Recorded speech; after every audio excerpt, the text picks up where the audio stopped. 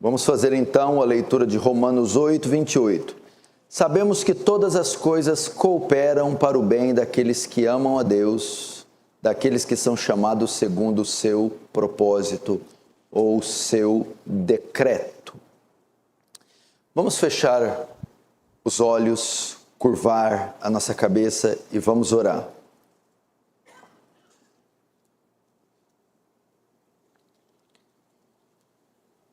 Querido Deus, diante do Senhor nos colocamos mais uma noite, mais um capítulo da história está sendo escrito, mais um ano está findando e como todos os outros, carecemos da graça do Senhor. Senhor, se o Senhor levar em conta os nossos pecados, quem subsistirá, Senhor? Somos tão fracos, tão pequenos, falhamos tanto. Mas eu sei que o Senhor é abundante em graça, em misericórdia. O Senhor é tardio em se irar. O Senhor é longânimo e benigno com as suas criaturas. E graças te damos por ser assim. Continua sendo zeloso, amoroso, misericordioso. Só assim subsistiremos, Senhor. E essa noite fala conosco, como sempre tem feito, a despeito das nossas fraquezas. Fala, em nome de Jesus. Amém. Irmãos, eu não sei se você percebeu, mas o ano mal começou, já está chegando no seu fim. É impressionante notar que nós já estamos em agosto. Eu, sinceramente, não vi esse ano passar. E assim como todos os anos no pós-pandemia, a pandemia realmente mudou as configurações do mundo todo. Ela fez a vida das pessoas mais difícil. Os anos, então, que se seguiram depois da pandemia foram anos muito difíceis. Desemprego, inflação, comércio interior-exterior comprometido. Soma-se isso à volta da corrupção, da injustiça. Então, muita gente deve ter sofrido ou ainda está sofrendo com os efeitos dessas mudanças que a pandemia trouxe. E muita gente teve que se adaptar, teve que usar de habilidade, de recursos para se manter, porque senão ia cair junto, ia falir, ia ceder. Mas mesmo você tendo se adaptado, mesmo você tendo aprimorado os seus talentos, eu acredito que ainda assim tem sido difícil. E foi difícil. E 2025 não foi diferente todos os anos. 2024, pós-pandemia, está sendo um ano muito difícil. Um ano muito desafiador. Aqueles que tinham crianças menores, já se passaram 4, quase 5 anos. Já estão ou tornando-se adolescentes ou quase lá. Então isso nos traz outros desafios. E os que já eram adolescentes já estão jovens, adultos, pensando em casamento. Soma-se a isso os nossos desafios dentro da cultura que vivemos, com todos os seus desdobramentos ideológicos, faz com que a igreja carregue fardos e fardos muito pesados. E eu acredito que 2025 também não vai ser diferente. Vai ser um ano muito desafiador, sobretudo no cenário político, econômico e no cenário cultural. Nós precisamos, para isso, da graça de Deus para enfrentar tudo isso. temores vão nos cercar e lutas de toda ordem aparecerão para nós enfrentarmos. Mas eu quero usar esse texto, dizer para você que mesmo em face a todos esses horrores que nós vivemos e vivenciaremos, você não precisa temer. Deus está no controle e estas coisas, nenhuma delas pega Deus de surpresa. Como eu digo, Deus não está no trono roendo unhas de nervoso, pensando o que será que vai acontecer. Não, Ele tem o controle total de todas as coisas. E esse texto, essa pequena porção de Romanos que eu citei, vai nos ajudar. Paulo aqui nessa carta está discorrendo aos crentes de Roma as maravilhas que Cristo fez por eles. Ele já demonstrou em várias partes aqui do livro, a obra de Cristo na cruz, o que ela fez por eles. E no capítulo 8, que é o que nós estamos lendo, Paulo já demonstrou para aqueles que estão em Cristo, nenhuma condenação há. Está no verso 1 a 8. Paulo também mostrou que eles são habitados pelo Espírito, que ainda ressuscitará gloriosamente seus corpos. Está no verso 9 a 11. Paulo também está dizendo a eles que, como crentes, recebem a certeza de que são filhos de Deus e, como tais, são herdeiros de Cristo. Versículo 14 a 17. Paulo também diz que eles habitarão em novos céus e nova terra, pelos quais toda a criação ora e geme. Isso está no verso 19 a 22. E Paulo também diz que o Espírito os auxilia em todas as suas fraquezas. Ele sempre intercede em harmonia com a vontade de Deus, com gemidos inexprimíveis, verso 26 e 27. Agora chega o 28. E Paulo quer nos assegurar que ninguém desfará aquilo que Deus fez por nós, nem o sofrimento e as tribulações que vieram. O livro todo, a carta toda de Romanos, está mostrando uma obra estupenda que Deus fez em nós através de Cristo. E agora, no capítulo 8, verso 28, ele quer nos assegurar, nos confortar, nos consolar, dizendo que ninguém vai desfazer o que ele vinha discorrendo no livro todo. O que Deus fez por nós, nem a perseguição, nem a crise, nem o sofrimento, nem a tribulação, as tribulações que vierem. Fazendo desta passagem, essa porção de Romanos 28 até o fim, uma das passagens mais consoladoras das Escrituras. E como ele começa consolando os cristãos? Ele começa dizendo que somos o povo exclusivo de Deus, que Deus tem um povo só, um povo exclusivo, e que nós fazemos parte desse povo. Sabemos que verso 28, sabemos que todas as coisas cooperam para o bem daqueles que amam a Deus. Olha que interessante. Paulo não diz que tudo coopera para o bem de todos. Paulo não diz isso. Aqui Paulo faz uma divisão de dois povos. Os que amam a Deus e os que não amam a Deus. Ok? Quem são os que amam a Deus? Só tem uma categoria que ama a Deus. São os cristãos. E qual a outra categoria? O resto de todo mundo, os não cristãos, os incrédulos. O mundo é dividido entre crentes e incrédulos, entre justos e injustos. E aqui Paulo caracteriza o justo, o salvo, o crente, como aqueles que amam. Portanto, Paulo diz que as coisas só cooperam para o bem daqueles que amam a Deus, dos cristãos.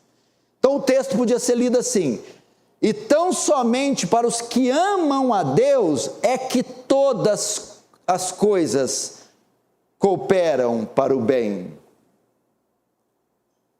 Primeiro, ele diz então que ele divide o mundo em dois, e ele tem um povo exclusivo. E é para este povo que todas as coisas que acontecem no mundo acontecem para o seu bem.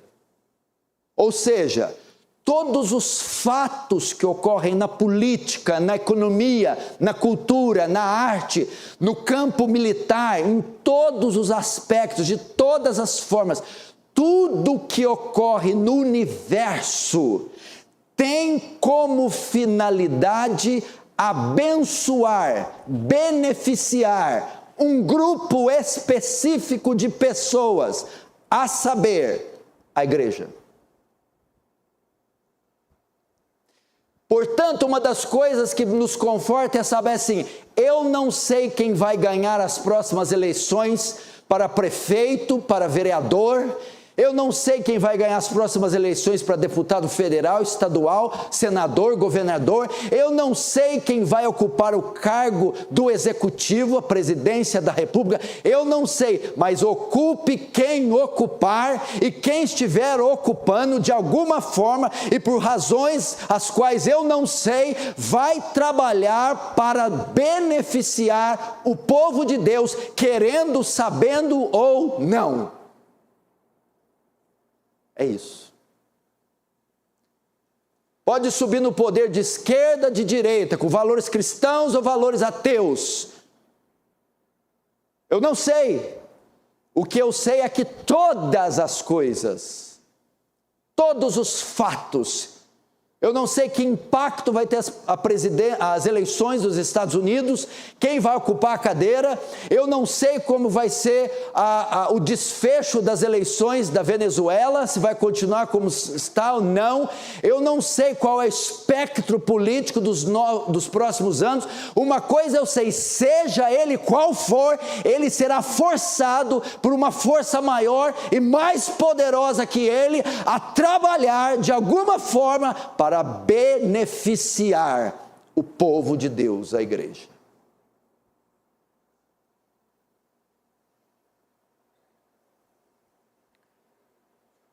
Pense nisso.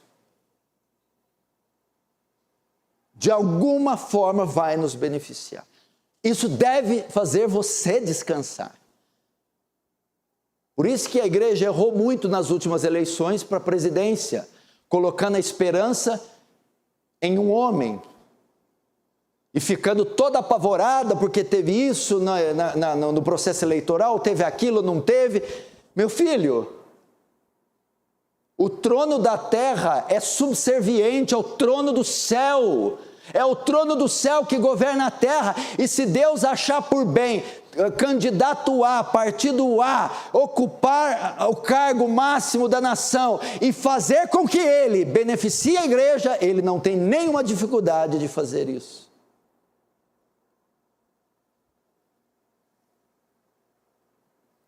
Todas as coisas. Mas espera aí.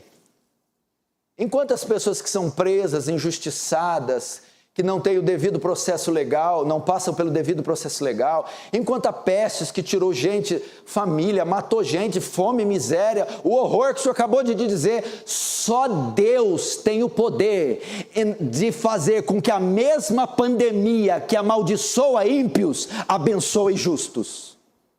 Com que a mesma inflação que traz servidão e tortura para o ímpio, seja bênção para o justo.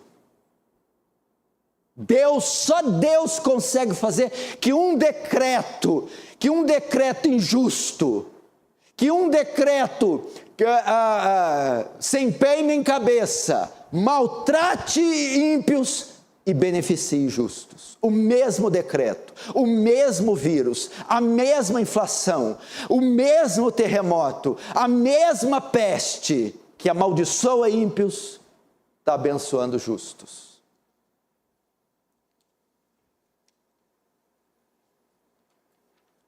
Eu vou te mostrar, você vai entender.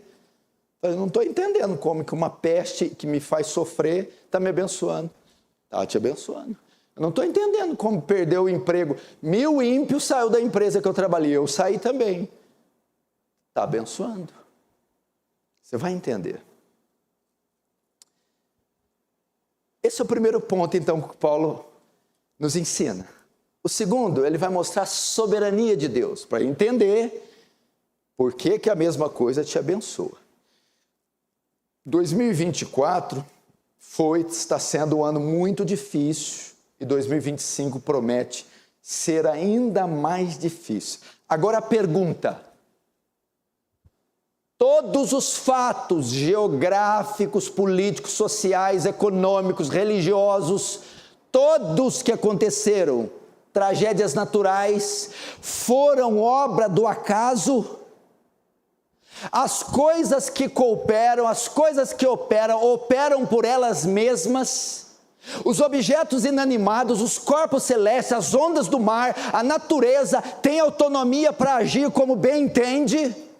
Os homens, este universo tem liberdade e esse universo tem soberania. O texto diz: sabemos que é Deus que opera todas as coisas. Todas as coisas não operam por si mesmas. Colossenses 1,17 diz: Ele é antes de todas as coisas e tudo subsiste nele. O que está querendo dizer? É Ele quem controla todos os fatos, todos os acontecimentos. É Ele quem governa tudo, do mundo macro ao mundo micro. Ele que determina, que ordena, que decreta. Ele que coloca reis e remove reis. Ele que estabelece leis e tira leis. O universo não tem permissão para operar por si só. Deus é quem decreta tudo.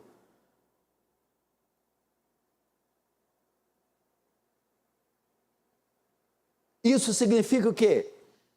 É Deus quem opera, é Deus quem decreta, é Deus quem determina e é Deus quem controla, é Deus quem governa todos os fatos. Não pense você que Deus está alheio àquela bola de basquete que roda no aro, cai, não cai, cai, não cai, não cai. Não pense você que Deus está alheio àquela bala perdida, vai pegar, não vai pegar, ih, passou de raspão. Deus está ali, aquele milímetro, aquele milésimo de segundo entre a pessoa e a bala, é Deus que determinou bala, hoje não. E a bala não tem outra alternativa, mesmo sendo de uma HK, de uma M16, mesmo sendo de uma Uzi 9mm, ela tem que obedecer o comando de Jeová. Salmo 139, Richard, está escrito o dia que você vai morrer. Se nós tudo juntar em você e tentar te matar hoje, e Deus escreveu: hoje não é o dia dele morrer, alguma coisa vai acontecer e você não vai morrer, porque o dia da sua morte está decretado. Salmo 139, Deus escreveu todos os meus dias, sei que nenhum deles ainda existia, todos os seus dias já estão determinados, nem a morte tem poder de te matar, sem a permissão de Deus e sem o dia determinado para ela.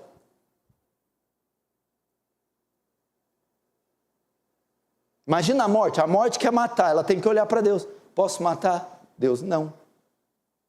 A morte não tem autonomia. A morte não manda.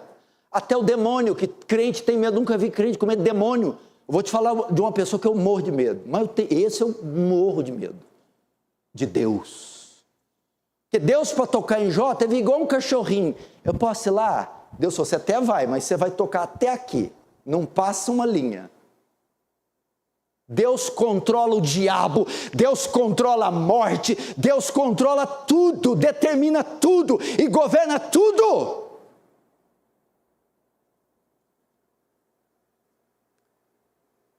E como está aí, o que isso quer dizer? Aí versículos posteriores, no 31 vai dizer: diante de tudo isso, o que mais podemos dizer?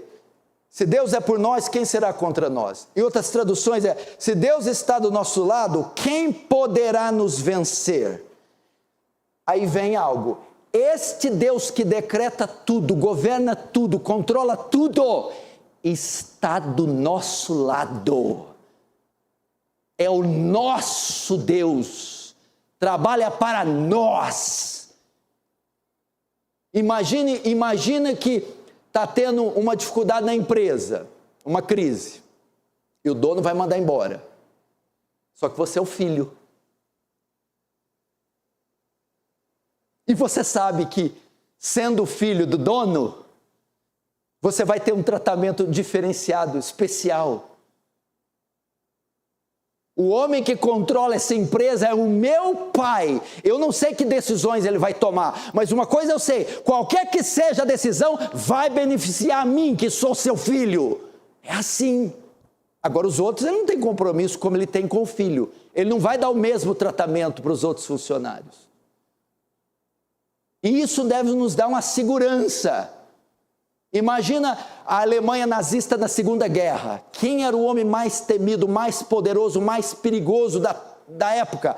Adolf Hitler. Todo mundo temia ele. Ele não teve filhos. Mas se porventura tivesse filhos, o filho dele estaria tranquilo. Não sei o que vai virar essa guerra, eu só sei uma coisa, quem está à frente dela é meu pai. Eu não tenho que me preocupar. Isso deve te trazer segurança. O Deus que está com a patente de general, que está com a coroa de rei, que é o mais alto estadista, este que governa tudo, está ao seu lado. O que mais Paulo quer apresentar aqui? O sofrimento e o mal, presta atenção, o sofrimento e o mal, o ruim, o negativo, são comuns na vida do crente, porque o texto diz, todas as coisas cooperam, todas as coisas. Muitos entendem que Deus permite só o bem na vida do crente, que Deus permite só coisas boas para o crente, que Deus determina só coisas boas, que Deus decreta só coisas boas, que Deus só quer coisas boas, mas o texto de todas as coisas, e dentro do todas está o bem, está o bom, mas dentro do tudo não está só o bom, está também o mal. Então todas as coisas, tanto boas quanto más, são permitidas, decretadas, dirigidas, enviadas por Deus em nossa vida. Você precisa entender isso. Quando algo mal, pelo menos mal aos nossos olhos, ocorre conosco, Deus não deixou de estar no controle. Deus continua no controle. Muito mais que isso, Deus mesmo enviou, Deus mesmo decretou. Lamentações 3:8, acaso não procede do Altíssimo tanto o mal como o bem?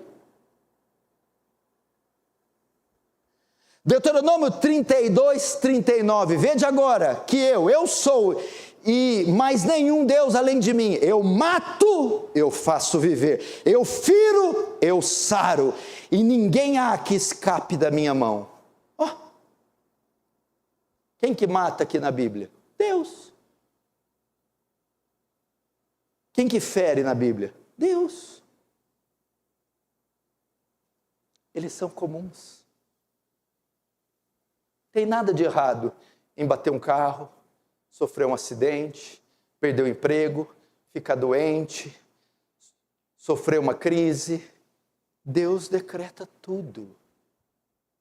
E essas coisas estão trabalhando para o nosso bem. A maneira que ocorreu o processo eleitoral passado esteve trabalhando para o nosso bem. Essas coisas todas estão trabalhando para o nosso bem. Porque é a finalidade dos fatos. Olha lá, próxima tópico. Todas as coisas cooperam para o bem daquele que daqueles que amam a Deus. Então essa é a finalidade dos fatos, ok? Quais fatos? Bons e ruins. De que ordem? De toda ordem, políticos, geográficos, religiosos, financeiros, profissionais, geológicos, todos estes fatos, tudo que ocorreu em 2024, ocorreu para o nosso bem. Tudo que você assistiu, sentiu, ouviu, tudo que ocorreu com você este ano passado, ocorreu somente para o seu bem. Eu não sei o que te espera no futuro e nem preciso saber. Venha o que vier em 2025, ocorra o que acontecer, vai fazer o bem para você. Como eu disse aqui, Deus dá ordem a objetos animados e inanimados. Parede é algo inanimado, uma bala de revólver é algo inanimado, um pedaço de chão é algo inanimado. Deus faz com que isso, até coisas inanimadas, trabalhem para o seu bem. Você precisa acreditar nisso. Jeremias 32, 40, 41. Farei com eles aliança eterna, segundo a qual não deixarei de lhes fazer o bem. Gênesis 50, 20. José falando para os irmãos: vocês planejaram mal contra mim, mas Deus o tornou em bem.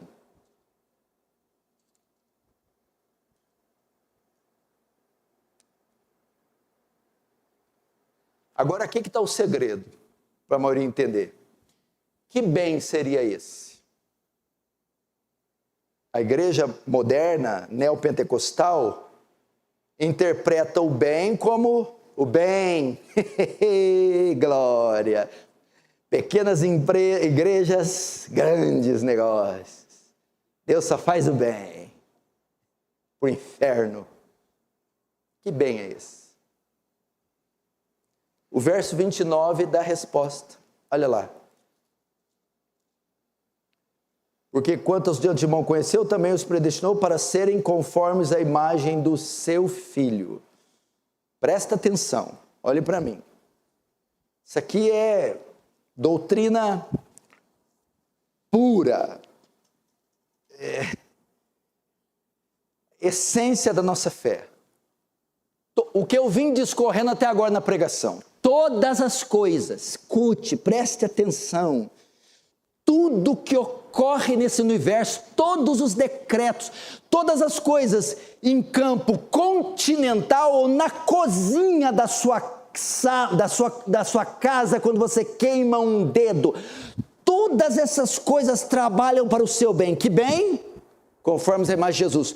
Todas as coisas trabalham para você ser conformado à imagem de Jesus, moldado à imagem de Jesus. Deus usa tantos fatos do universo bons, quanto os fatos ruins, para esculpir Cristo em você. Por isso que enfermidades e tragédias ruins acontecem, porque Ele está me fazendo humilde, me santificando, amadurecendo a minha fé, me fazendo conforme Cristo. E para me conformar a Cristo, só coisas boas não são suficientes.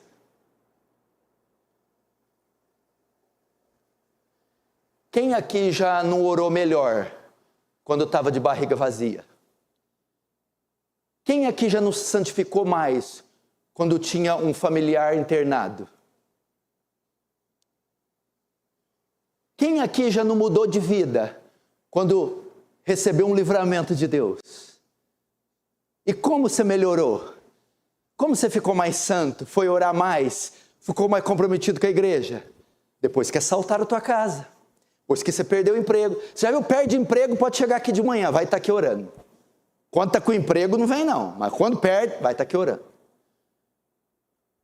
Então Deus usa esses fatos Porque o bem aqui não é riqueza, como prega a igreja pentecostal, neopentecostal. O bem aqui não é destaque, o bem aqui não é cargo, o bem aqui não é fama, popularidade, você vai ser cabeça, não vai ser cauda, toda essa papagaiada. O bem aqui é te santificar, te fazer parecido com o Filho de Deus. Então as ferramentas para pegar esse tronco cilíndrico, esculpir uma bela escultura, a imagem de Cristo, a ferramenta que ele usa são coisas boas e coisas ruins. Por isso que esses decretos, por isso que eleições, cultura, política, economia, de alguma forma ajudam a minha fé, me fazem mais dependente de Deus, me levam a orar com mais fervor, me levam a quebrar barreira com irmãos e perdoar o meu próximo. Esse é o grande propósito. O que é a conversão? O que é a vida cristã? Gente, a gente entendeu tudo errado. A gente entendeu que a fé, a vida cristã, era um meio de se dar bem na vida. É assim. A evangelização é assim. Vem que você vai se dar bem. E a gente entra à igreja esperando. E aí, eu não me dei bem ainda? Cadê? Cadê a empresa? Cadê o dinheiro? Cadê o casamento? Cadê a saúde? Não tem nada a ver com isso. Quando você se converte e entra para a fé, começa então um discipulado, começa então uma caminhada, começa um processo de crescimento espiritual. Esse é o propósito seu na terra, do primeiro dia da sua conversão até o arrebatamento, até a sua morte, do primeiro dia até o último. O propósito de Deus é te aperfeiçoar, te fazer mais maduro, mais santo, mais fiel, mais amoroso, melhor marido, melhor filho, melhor pai, melhor patrão, honesto, íntegro, dá mais louvor a Deus, mais glória ao Senhor. Esse é o propósito. E nessa jornada de 20, 30, 40, 50 anos, ele vai usando esses elementos da cultura, da política, da economia, da história, para ir trabalhando nos filhos dele, até a consumação dos séculos. Se você entender isso, você para de dar problema. É esse o propósito. Não existe outro. Para que vai ficar me enricando demais aqui? Eu não sou daqui, eu não vou ficar aqui. Eu posso fazer minha última viagem amanhã, morrer, deixar tudo aqui. Não tem propósito nenhum nisso. Ele está trabalhando em mim para eu entrar na eternidade. Em novos céus e nova terra. Então não tenho problema se o governo é de esquerda ou de direita. Eu não tenho problema se vai ter muito ou pouco, desde que isso me faça mais parecido com Cristo, desde que isso me faça desprender desse mundo, me faça um homem de oração, me faça perdoar, é isso que importa.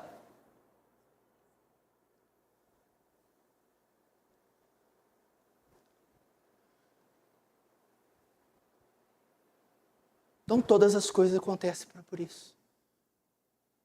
Então imagine, algum decreto que acontece na Coreia do Norte, outro que acontece na China, alguma mudança jurídica na nossa Suprema Corte, algum problema regional a nível municipal na nossa cidade. Se lá estão postos cristãos, aqueles decretos, aquela mudança geográfica, aquela convulsão na natureza, terremotos, furacões, tufões, seja lá o que for, tem como objetivo afetar aquela comunidade local de crentes, ou aquela igreja, e provocar neles um crescimento, trazer neles algo para beneficiá-los. O que é isso? Crescer a imagem de Cristo.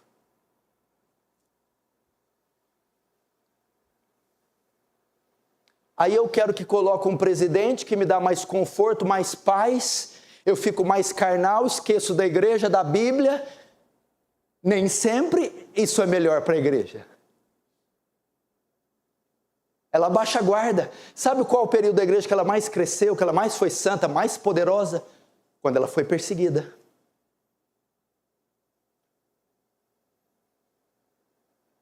Pense nisso. Então não se preocupa. Está tudo no controle. Você pergunta, por que eu perdi meu pai? Por que eu perdi minha mãe? Por que aquilo aconteceu? Por que aquilo aconteceu? Para te fazer um homem ou mulher melhor. Não tenha dúvida. Agora a garantia que nenhum mal irá prevalecer. Vamos ver, verso 28 novamente. Sabemos que todas as coisas cooperam bem daqueles que amam a Deus, daqueles que são chamados segundo o seu propósito, ou segundo o seu decreto.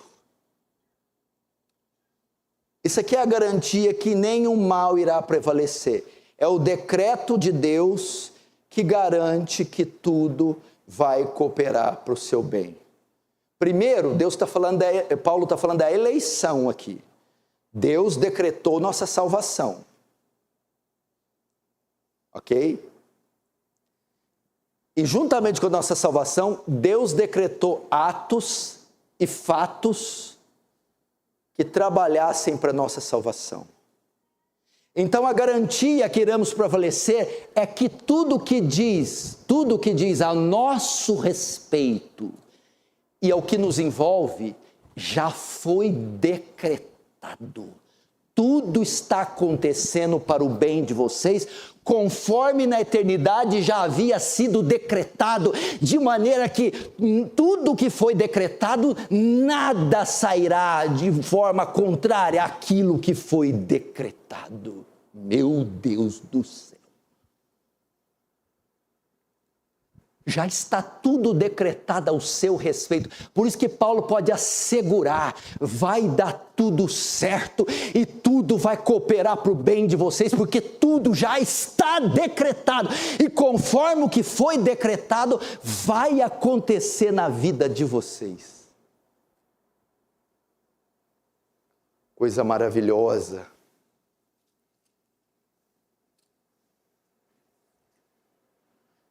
É isso. Fatos já estão decretados.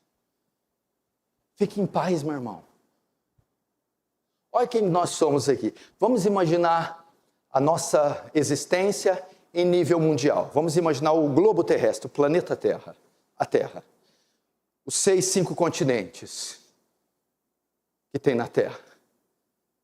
A população que hoje passa de 8 bilhões e as potências mundiais, em termos econômicos, financeiros, e as potências mundiais em termos bélicos, guerra, exércitos.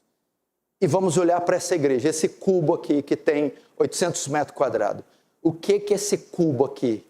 É um ponto pálido no meio dessa esfera enorme que é o planeta Terra. Esses homens podem destruir parte da terra apertando um botão.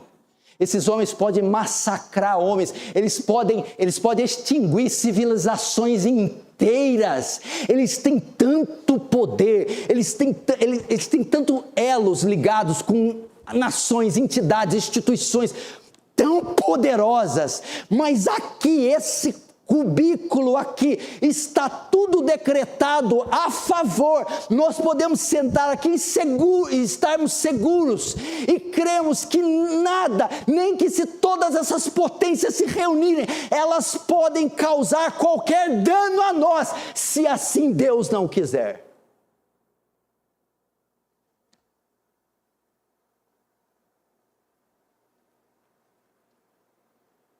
Não podem fazer nada. Lembra a matança de Faraó? Se nós voltarmos para a história e lembrarmos do Egito, do Antigo Testamento, de Faraó, o poder que aquele homem tinha na nação é muito maior que as nações têm hoje. O poder está distribuído, mas era todo concentrado no Egito. E Faraó era um deus na terra. Então, quando ele dá a ordem, massacra todas as crianças, joga todas no Nilo. Deus lá em cima... Moisés não. No coração do Egito, pensa, a sede do poder mundial, assassinos. A mulher pega o filho, bota dentro do cesto, bota dentro do rio e deixa aí. Cadê? Ninguém viu o menino, ninguém achou o menino, ninguém conseguiu matar o menino. O menino vai para a filha de Faraó, a filha de Faraó cuida. E Faraó estava alimentando aquele que ia derrubar ele, debaixo do nariz dele, sem ele poder fazer nada, sem sequer ele ver. Deus enviou dentro do Egito, na casa de Faraó, na sala de Faraó, ninguém mais menos do que Moisés. E aí, Deus manda ou não manda? Porque Faraó mandou matar, porque surgiu uma conversa que dos hebreus vai nascer um libertador. Não conseguiu matar o libertador, não só não conseguiu matar o libertador, como também alimentou o libertador, acolheu o libertador, protegeu o libertador, formou o libertador, que a Bíblia diz que Moisés foi criado em toda a ciência do Egito. Quem senão Deus para fazer um negócio desse? Deus falou, você não vai matar ainda, você vai cuidar dele para mim, você vai esperar ele crescer, quando ele crescer ele vai te matar.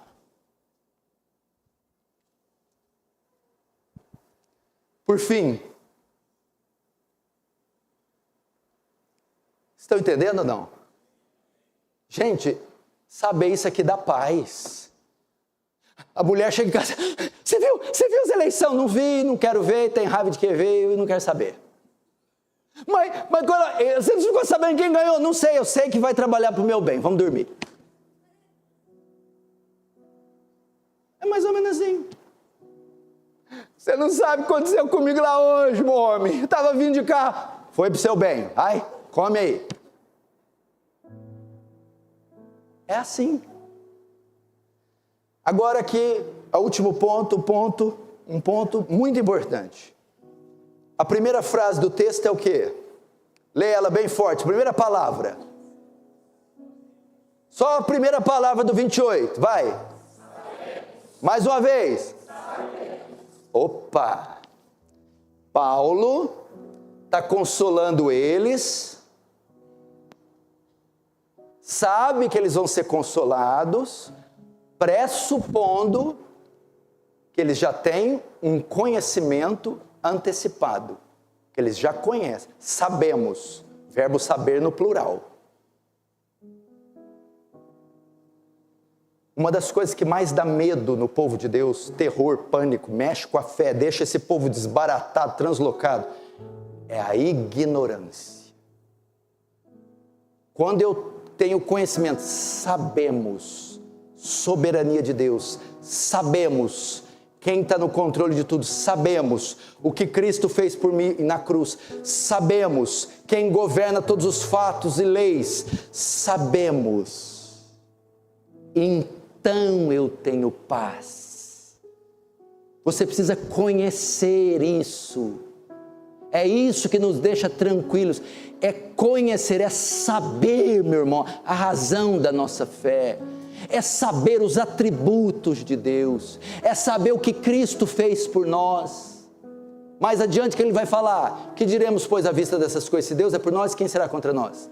Aquele que nem mesmo seu próprio filho poupou antes e entregou por nós, como agora não nos dará juntamente com ele todas as coisas? Essas coisas que nos trazem paz. Se Deus fez o maior enviar seu filho para morrer, não vai fazer o menor dar arroz para nós? Dar roupa para nós? É o que Paulo está dizendo. Sabemos é o quê? É João capítulo 20. Tetelestai, está consumado. Sabemos que está consumado, e a obra que Cristo consumou, ninguém tem poder para desfazê-la. Sabemos, isso nos traz paz. Conhecimento é responsável por trazer paz. Sabemos, meus irmãos,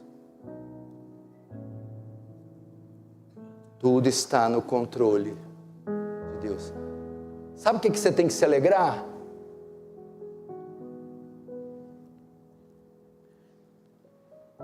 Ou o que você precisa saber? Imagine tudo que eu preguei até agora comparado a um bonde. Quem está dentro do bonde são aqueles que amam a Deus. Sabemos todas as coisas que cooperam para aqueles que amam a Deus, para aqueles que estão no bonde. Que os decretos, Deus decretou tudo para aqueles que estão no bonde. E que nada que aconteça com o bonde acontece sem a permissão de Deus e para aqueles que estão dentro do bonde. E que independente de todos os fatos do universo, dos continentes, de tudo que aconteça, aquele bonde, mesmo pequenino, está guardado por Deus. E nada do que acontecer no universo todo vai causar mal ao bonde, senão bem. Pensa que o bonde é o personagem do negócio. Está tudo acontecendo, bala para cá, e o bonde seguindo. E terremoto, e abismo, e vulcão, e o bonde andando. E o bonde está ali. Agora o que precisa saber?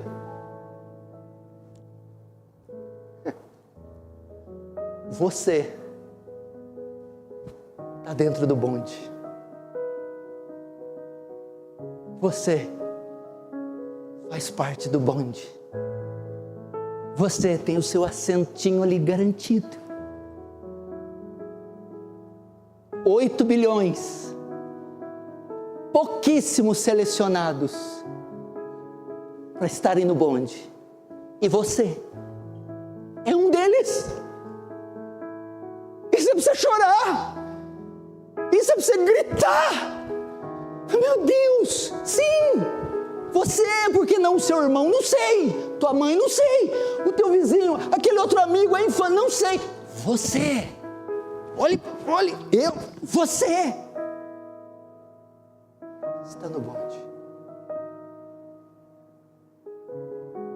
Tem coisa melhor? Tem como cair a ficha? Você chegar em casa, meu Deus do céu. Está tudo decretado a teu respeito. Sabe como começou esse decreto? Meu Deus, tem ideia quando foi que Deus viu você, Leandro? Foi antes de criar o universo. Foi quando só existia Pai, Filho e Espírito. Nem anjo, nem mundo havia. E ali ele falou, aquele assento ali, deixa para o Leandro. Deus lembrou de mim. Deus viu a mim. O Pai falou com o Filho e falou com o Espírito de mim, lá na eternidade. E que eu estaria lá naquele bonde. Que é isso? Você vem me falar que para animar crente tem que curar ele, tem que dar carro para ele, para atrair crente para a igreja tem que dar milagre, para fazer crente ser santo e ler Bíblia tem que fazer campanha para o inferno. É isso que nos motiva. Eu fui escolhido e eu estou ali dentro. E ele vai capengar, tomar uma bala daqui e vai, mas o bondezinho vai passar furacão, montanha, vai, mas um dia ele vai chegar no destino final, e as portas se abrirão, e todos nós entraremos em novos céus e nova terra, para estar para sempre com o Senhor, e o bonde vai ter terminado a sua corrida.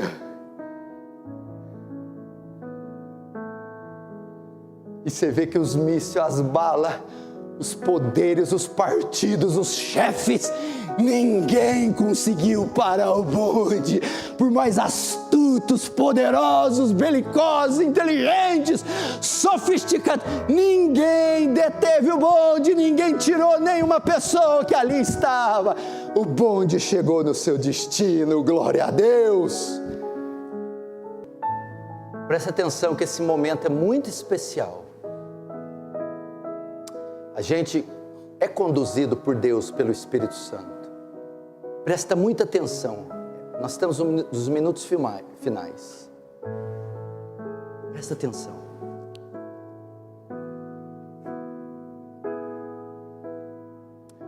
Eu acabei de ver que ainda tem lugar dentro do bonde. E eu acabei de ver que nem todo mundo que está aqui está sentado no bonde. Tem algumas aqui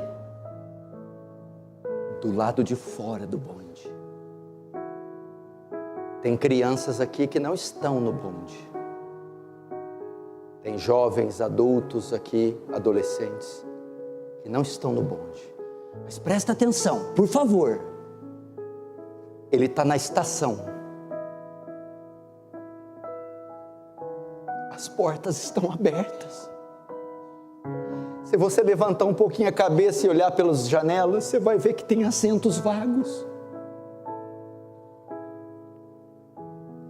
O maquinista do bonde desceu até a escada, está segurando no cano e dizendo: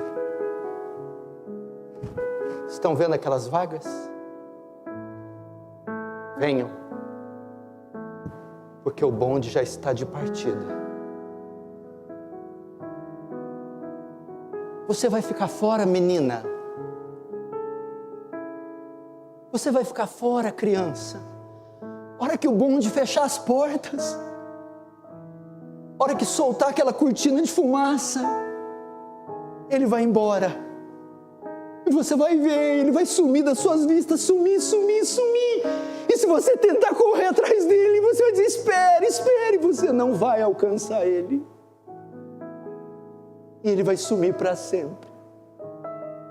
E você vai ficar. Mas por enquanto ele está aqui na estação. Entra hoje. E não é só crianças e jovens, visitantes, não membros, e até membros que são membros, mas não são salvos. O seu orgulho vai te impedir de entrar no bonde? Você entra no bonde. Vem crianças, vem jovens. Qual é o ticket para entrar? Arrependimento. Confesse seu pecado.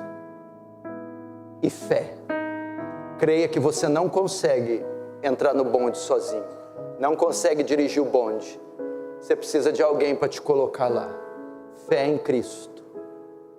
Se arrependa hoje. Isso não mexe com você? Você não tem isso aqui, ó. Você não tem esse negócio? Você não olha isso aqui com um misto de ira e de esperança, como se olhasse esse bonde.